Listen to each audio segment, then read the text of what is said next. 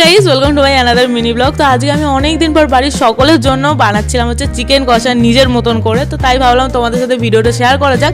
আর প্রথমেই আমি বলে দিচ্ছি, আমি কিন্তু এখানে কোনো রেসিপি তোমাদের সাথে শেয়ার করছি না, মানে আমি কোনো রকম কী কী ইনগ্রিডিয়েন্টস ইউজ করেছি না করেছি সেই সব কিছুই বলছি না। তার কারণটা হচ্ছে আমি অনেকবার আমার ভিডিওতে তোমার বলেছি যে আমি কিভাবে চিকেন বানাই না বানাই, কী কী ইউজ করি সমস্ত কিছু। আর আমি খুব সিম্পলভাবেই বানাচ্ছি, যেরকম আমাদের মায়েরা বানায় বাড়িতে সেরকমভাবেই আমি তোমার চিকেনটা বানিয়েছি আজকে। তো তার জন্য আমি আর এক্সট্রাঅর্ডিনারি কিছু অ্যাডও করিনি, তো সেই জন্য আমি আর কিছু বলিও নি তোমাদের। আর তোমরা তো ভিডিওতে দেখতেই পাচ্ছ আমি কী কী ইউজ করছি না করছি। আর মশলার মধ্যে নর্মালি চিকেন করতে গেলে যে মশলাগুলো লাগে সেগুলোই আমিও ইউজ করেছি। আর এবারে শুধু রেড চিলি পাউডারটা আমাদের বাড়িতে ছিল না, তার জন্য কালারটা একটু অন্য ধরনের এসেছিলো, বাট টেস্ট কিন্তু দারুণ হয়েছিল।